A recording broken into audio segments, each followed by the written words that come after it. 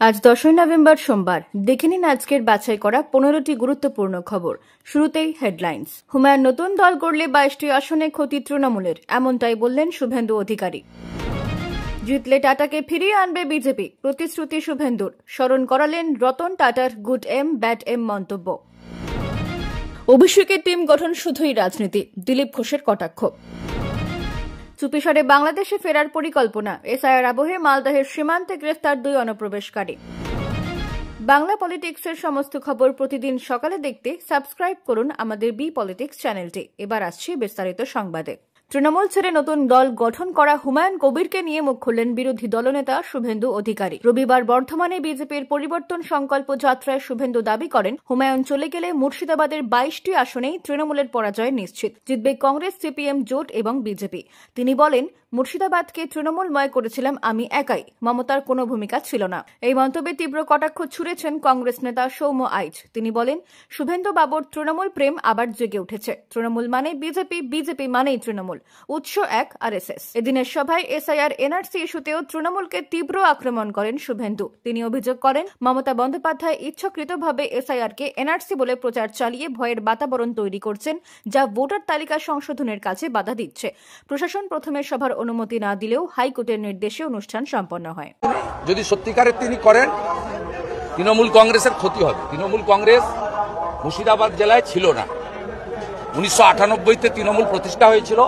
মমতা ব্যানার্জি, মুকুল রায়, পূর্ণেন্দু বসু, ইন্দ্রনীল সেন অনেককে দিয়ে এক্সপেরিমেন্ট করে মুর্শিদাবাদে তৃণমূলকে আনতে পারেনি। আমাকে 2005 থেকে ইন্দ্রনীলের সহযোগী করেছিলেন পর্যবেক্ষক হিসেবে, 16 থেকে পূর্ণ দায়িত্ব দিয়েছিলেন। আমি গোটা মুর্শিদাবাদ জেলায় তৃণমূলময় করে দিয়েছিলাম এবং হুমায়ুন কবিররা চলে গেলে ওখানে 22টা আসনে কংগ্রেস, সিপিএম জোট আর বিজেপি জিতবে। মালদাতে যে অবস্থা হয়েছে, তৃণমূল শেষ হয়ে গেছে। 6টাতে জোটের লিড, 6টাতে বিজেপির লিড। আগামী দিনে মুর্শিদাবাদেও তাই হবে। এই পার্টিটা থাকবে না। জিতলে টাটাকে ফিরিয়ে আনবে বিজেপি, প্রতিশ্রুতি শুভেন্দুর। স্মরণ করালেন রতন টাটার গুড এম ব্যাড এম মন্তব্য। রবিবার বর্ধমানের বড়নীলপুর মোড় থেকে কার্জন গেট পর্যন্ত পরিবর্তন সংকল্প যাত্রায় তিনি বলেন, রতন টাটা বলে গিয়েছিলেন, মাথায় ট্রিগার লাগিয়ে বাংলা ছাড়তে বাধ্য করল। পশ্চিমবঙ্গে ক্ষমতায় এলে টাটা গোষ্ঠীকে ফিরিয়ে আনার প্রতিশ্রুতি দিলেন শুভেন্দু অধিকারী। খারাপ এম এর নাম মমতা বন্দ্যোপাধ্যায়, ভালো এম এর নাম নরেন্দ্র মোদী। বিজেপিকে আনুন, আমরা টাটাকে পশ্চিমবঙ্গে আনব। তৃণমূলকে পরিবারবাদী, তোলাবাজ, দুর্নীতিগ্রস্ত প্রাইভেট লিমিটেড কোম্পানি বলে আক্রমণ করে শুভেন্দু হুঁশিয়ারি দেন, 2 কোটি 15 লক্ষ বেকার, 60 লক্ষ পরিযায়ী শ্রমিক, 8 লক্ষ কোটি টাকা ঋণ। দায় তৃণমূলকে হারাতে হবে। যা পিসি, তুই চলে যা। ভোট পরবর্তী হিংসায় জড়িতদের হুঁশিয়ারি দিয়ে বলেন, আর একটা কর্মীর গায়ে হাত দেবেন, ওই বুথে এসে দেখা করব আমি। এসআইআরকে এনআরসি বলে মিথ্যাচারের অভিযোগ তুলে শুভেন্দু বলেন, বাংলাদেশ থেকে মমতার হাত ধরে এসে অবৈধ এপিক রেশন কার্ড করে যারা ভোটার তালিকায় নাম তুলেছে, তারা অনুপ্রবেশকারী বাংলাদেশি মুসলিম। নির্বাচন কমিশন গর্তে কার্বলিক অ্যাসিড ঢেলে দিয়েছে। 2026-এ বদলও হবে, বদলাও হবে স্লোগানে তৃণমূলকে উপড়ে ফেলার ডাক দেন তিনি।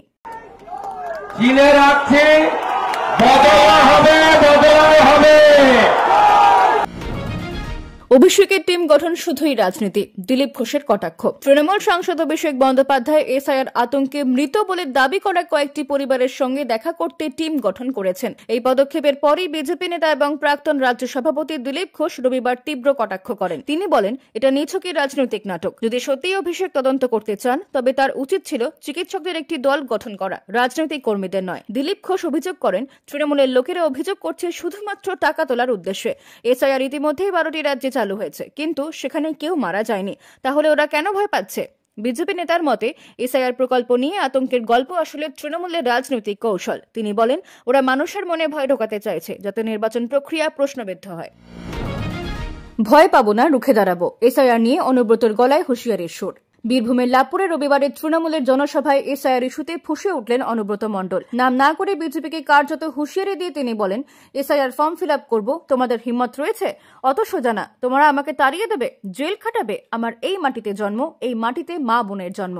আমরা ছেড়ে দেব না, আমরা রুখে দাঁড়াবো, ভয় পাবো না। প্রকৃত ভোটারদের অভয় বানিয়ে দিয়ে অনুব্রত জানান, একজন বৈধ ভোটারের নামও যাতে বাদ না যায়, সেজন্য তৃণমূল বৃহত্তর আন্দোলনে নামবে। এর আগেও একাধিকবার তিনি বলেছিলেন, কারোর ক্ষমতা নেই ভোটার তালিকা থেকে নাম বাদ দেওয়ার। উড়ে এসে জুড়ে বসেননি, বাংলাদেশ থেকে আসেননি। অনুব্রতর এদিনের বজ্রকণ্ঠে তৃণমূল কর্মী সমর্থকদের উচ্ছ্বাসী প্রমাণ করল এসআইআর নিয়ে দল কতটা চিন্তিত এবং প্রস্তুত। পশ্চিম বাংলায় এসআর হচ্ছে, এসআর হোক না, আমরা ভয় পাই না। আমরা কেন ভয় পাই না জানেন? আমরা ভয় পাই না একটা কারণে, যে আমাদের মমতা ব্যানার্জি আছে, আমাদের অভিষেক ব্যানার্জি আছে। আমাদের তিনি পারবেন না। আমাদের এই মাটিতে জন্ম, আমরা এই মাটিতেই মরব। আমাদের তিনি তাড়াতে পারবেন না, আমাদের তিনি জেলে রাখতে পারবেন না। তাই আমি বন্ধুদের বলছি, সবাই ফর্ম ফিল আপ করবেন, ভয় পাবেন না। কোন মৃত ভোটারের নাম বাদ যাবে না, বিএলএর বিরুদ্ধে বিস্ফোরক অভিযোগ পোস্ট করলেন ডায়মন্ড হারবারের বিজেপি নেতা ববি। পশ্চিমবঙ্গে এসআইআর চলাকালীন বিএলও এবং বিএলএদের বিরুদ্ধে ভয়ঙ্কর অভিযোগ উঠেছে। চটাই বিছিয়ে চায়ের দোকানে তৃণমূল নেতার বাড়িতে বসে ফর্ম বিলি করা হচ্ছে। এর মধ্যে 8 জন বিএলও অধিকাংশ তৃণমূলের মৃত ভোটারদের নামেও জোর করে এনুমারেশন ফর্ম পূরণ করিয়েছেন। তাদের বিরুদ্ধে ইতিমধ্যে এফআইআর দায়ের হয়েছে। নির্বাচন কমিশন কড়া পদক্ষেপ নিচ্ছে। বিরোধীরা অভিযোগ করছে, তৃণমূলের বিএলএরা অন্য দলের বিএলএদের বাড়ি বাড়ি যেতেই দিচ্ছে না।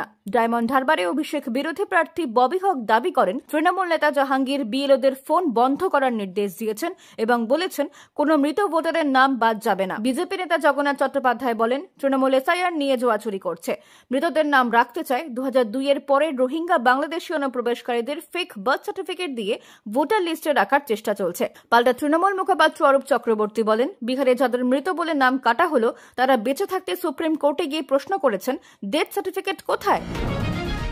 চুপিসারে বাংলাদেশে ফেরার পরিকল্পনা। এসআইআর আবহে মালদাহের সীমান্তে গ্রেফতার 2 অনুপ্রবেশকারী। মালদাহের বৈষ্ণবনগর সীমান্তে গ্রেফতার 2 বাংলাদেশি অনুপ্রবেশকারী তাজিল হোসেন এবং মোহাম্মদ মোমিন। শনিবার রাতে স্থানীয়দের সন্দেহ হলে বৈষ্ণবনগর থানায় খবর যায়। গোপন সূত্রে পুলিশ পৌঁছে তাদের পাকড়াও করে। জিজ্ঞাসাবাদে কথায় অসঙ্গতি এবং কোনো বৈধ কাগজপত্র না পাওয়ার পর তারা স্বীকার করে যে তারা বাংলাদেশের চাঁপাইনবাবগঞ্জ জেলার শিবগঞ্জ থানার মনোহরপুর গ্রামের বাসিন্দা। এসআইআর চলাকালীন তারা কি এতদিন অবৈধভাবে ভারতে ছিলেন নাকি বাংলাদেশে ফেরার ছক কষে সীমান্তে এসেছিলেন তা খতিয়ে দেখছে পুলিশ।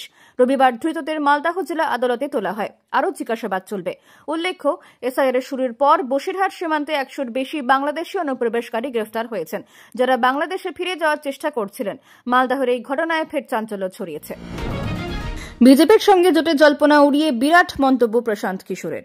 বিহার বিধানসভা নির্বাচনে একক সংখ্যা গরিষ্ঠতা না পেলে জনসুরাজ কোন জোট সরকারে যোগ দেবে না। রবিবার সর্বভারতীয় সংবাদ মাধ্যমকে দেওয়া সাক্ষাৎকারে এই স্পষ্ট ঘোষণা করলেন প্রশান্ত কিশোর। তিনি বলেন, বিহারের মানুষ যদি এখনই পরিবর্তন না চান, তাহলে আমরা তাদের সঙ্গে থেকেই আরো 5 বছর কাজ করব, কিন্তু কোন জোট সরকারে যোগ দেওয়ার প্রশ্নই ওঠে না। জনসুরাজ সুপ্রিমো আরও জানান, নিজস্ব শক্তিতে সরকার গড়বে, তা না হলে আমরা বিরোধী আসনে বসব। প্রয়োজনে আবারও নির্বাচন হোক, তাতেও কোনো অসুবিধা নেই। আমরা বিজেপির আদর্শগত বিরোধী, তাই আপোষের প্রশ্নই নেই। এনডিএ এবং মহাগঠবন্ধনকে কটাক্ষ করে পিকে বলেন, আপনারা কি চান নীতিশ চাচা থাকুন নাকি লালুর লালটেনের জঙ্গলরাজ ফিরে আসুক? যদি মোদী, নীতিশ বা লালুকে জোট না দেন, তাহলে কার হাতে ভবিষ্যৎ রাখবেন? নির্বাচনের আগে একলা চলো নীতি নেওয়া জনসুরাজ ভোটের পরেও সেই পথেই থাকছে। পরিবর্তনের হাওয়া বইছে বলে দাবি করে প্রশান্ত কিশোর শুধু ফলাফলের অপেক্ষায়। এনুমারেশন ফর্ম নিয়ে ঘুরছেন বাড়ি বাড়ি, অথচ সেই বিএলওর পরিবারেরই নাম নেই তালিকায়। চুচুড়ার 196 নম্বর বিএলও অমিতা বিশ্বাস নিজে বাড়ি বাড়ি এসআইআর ফর্ম বিলি করছেন, কিন্তু 2002 সালের ভোটার তালিকায় তার শ্বশুর সমরেন্দ্র বিশ্বাস, শাশুড়ি, ভাসুর, জা এবং স্বামী শুভেন্দু বিশ্বাস কারোরই নাম নেই। অমিতা বলেন, আমার শ্বশুর 50 বছরেরও বেশি ধরে কেওটার বাসিন্দা। বহু পুরনো বাড়ি আমাদের, নথি আছে, দেখাতে পারবো, কিন্তু অনেকে এমন আছে যাদের নথি নেই। স্বামী শুভেন্দু বিশ্বাস জানান, আমরা 2002 এর আগে এবং পরে ভোট দিয়েছি, তবু লিস্টে নাম নেই। যাদের কাগজ আছে তাদের ঠিক আছে, কিন্তু যাদের নেই তাদের কি হবে? 2002 সালকে ধরা হচ্ছে, তার আগের কেন ধরা হবে না? আমার স্ত্রী বিএলও আর আমার পরিবারেরই কারোর নাম নেই। বাবা সরকারি চাকরি করতেন, তাই হয়তো অসুবিধা হবে না, কিন্তু যাদের নথি হারিয়ে গেছে তাদের পক্ষে জোগাড় করার সমস্যা হবে। এক বিএলওর পরিবারেই এই অবস্থা হওয়ায় এসআইআর নিয়ে রাজনৈতিক টানাপোড়েন আরও বেড়েছে। বিহার থেকে ইটালি যাত্রা করলেও দেশ থেকে অনুপ্রবেশকারীদের তাড়া বই, রাহুলকে নিশানা শাহের। বিহারের আরওয়ালে রবিবার জনসভা থেকে রাহুল গান্ধীকে সরাসরি আক্রমণ করলেন কেন্দ্রীয় স্বরাষ্ট্রমন্ত্রী অমিত শাহ। তিনি বলেন, রাহুল গান্ধী ভোট চুরির কথা বলছেন, কারণ ভোটার তালিকা থেকে অনুপ্রবেশকারীদের নাম বাদ গিয়েছে। অনুপ্রবেশকারীদের নাম বাদ যাওয়াতেই রাহুলের রাগ। কটাকে সুরেশ শাহ বলেন, বিহার থেকে ইটালি পর্যন্ত যাত্রা করলেও আমরা দেশে অনুপ্রবেশকারীদের থাকতে দেব না। রাহুলকে প্রশ্ন ছুড়ে তিনি বলেন, যদি ভোট চুরি হয়েছে মনে করেন, তাহলে জাতীয় নির্বাচন নির্বাচন কমিশনে শুধু ভাষণ না দিয়ে অভিযোগ জানান না কেন? দ্বিতীয় দফার ভোটের আগে শেষ প্রচারে এসে শাহ স্পষ্ট করেন অনুপ্রবেশকারীদের তাড়ানো হবেই।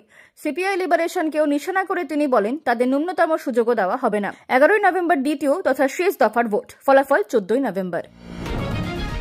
কোনো লাভ নেই, ভোট চুরির অভিযোগ তোলা রাহুলকে তুলোধনা লালু পুত্র তেজ প্রতাপের। বিহার নির্বাচনের ঠিক একদিন আগে রাহুল গান্ধীর ভোট চুরির অভিযোগকে ফুৎকারে উড়িয়ে দিলেন লালু পুত্র তেজ প্রতাপ যাদব। রবিবার সংবাদ মাধ্যমের মুখোমুখি হয়ে জনশক্তি জনতা দলের প্রধান বলেন, এইসব কথার কোনো অর্থ নেই। দেশের জনগণ সব বোঝেন।